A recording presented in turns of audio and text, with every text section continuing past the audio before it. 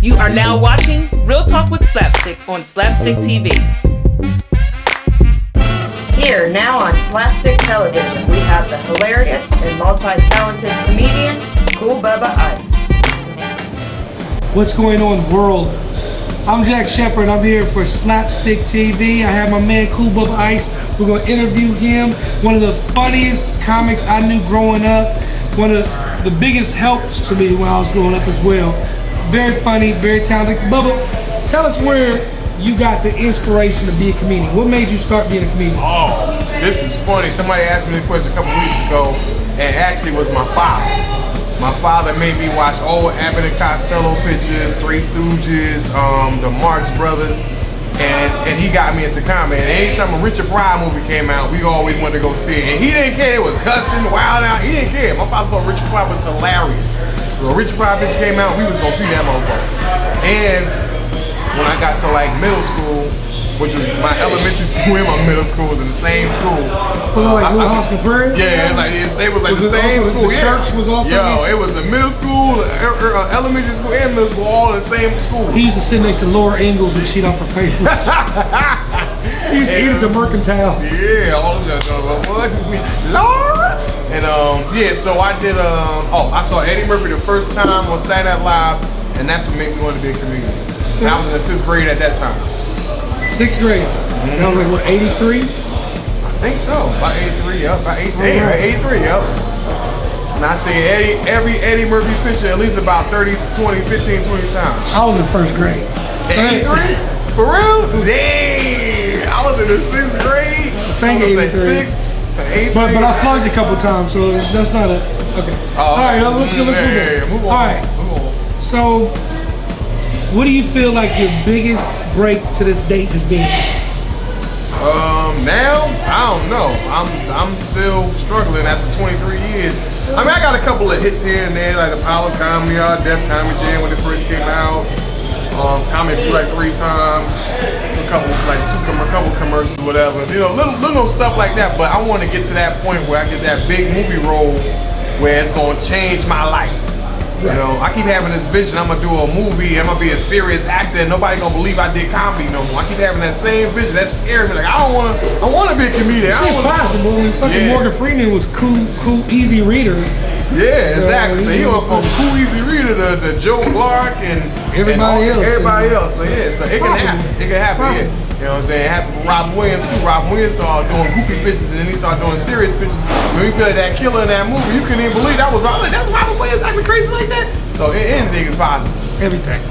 Okay. So speaking on that same vein, where do you see Kool Bubba Ice going in the next 10 years?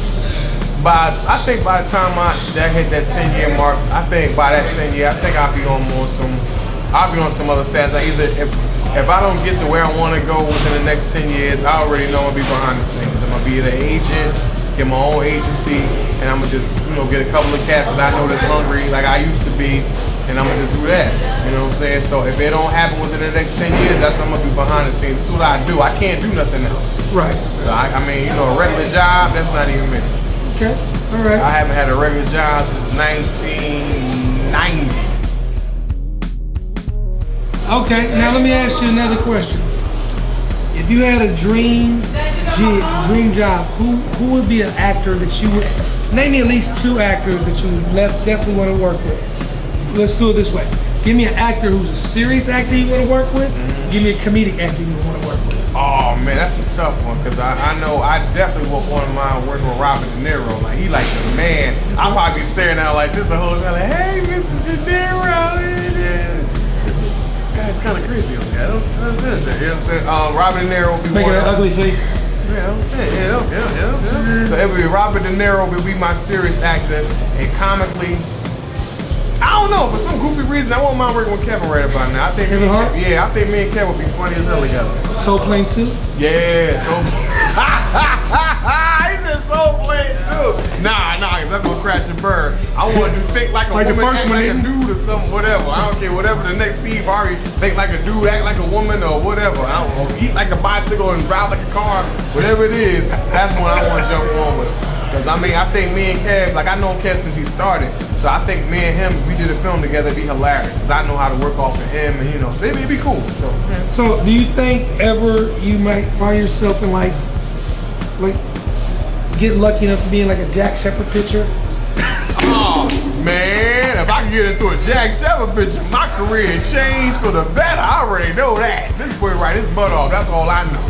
So like I said, y'all know this right now. When I get my deal and I blow up, this man gonna be out of here. He not gonna be doing nothing but my movies for the next 10 years. Like, hey, Jack doing this thing. He got a Hummer house. And he ain't. So I'm just letting y'all know that right now. When I get it, he gonna get it. He ain't lying. He writing all my movies. We already talked about what you gonna write, what movie I want, which one I want you to do, and all that stuff. I already got it mapped out. Yeah, he knows all my stuff. Yep. So when I was 19, this is the guy who got me on the Apollo. Got my first, well, not my second TV gig, but Comic View was my first one, which they was putting on anybody, so that didn't matter. But the Apollo was Apollo Comedy Hour, yep. Which I watched Ricky Smiley get booed that very night. What? Is the Apollo Comedy Hour? Yes. He did? Oh, I gotta go see it on YouTube. I don't know if it's on YouTube. I'm gonna tell you what happened. What happened was, and you gotta remember this.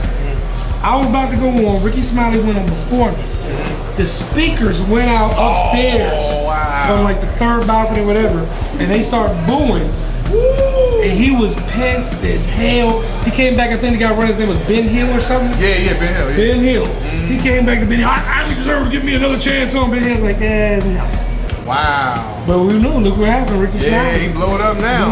He's doing it, so it don't even matter now. Shoot, maybe I got booed back then. I'd be lost. Like Ricky Smiley right about now. It always happens. Yeah. I mean, there's certain comedians in this business who are talents that will never be able to reach their abilities, such as Shucky Ducky. Wow. We'll never be able to have Jamario. There's so many comedians. You always say Shucky Ducky and Jamario. Shucky Ducky, whack, whack. These comedians are I mean, they're so far beyond regular comedy that we won't ever see them again. But I'm telling you, this is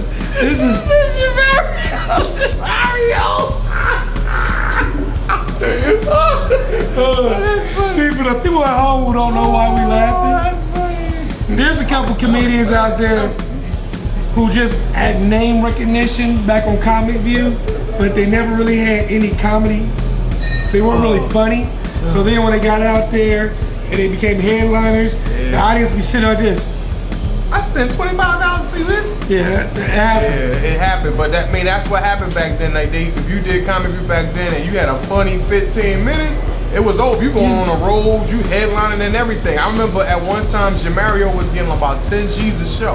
Let me tell you, this is for people who may know me or know my set, but you know. Watch this. This is the lineup I was on.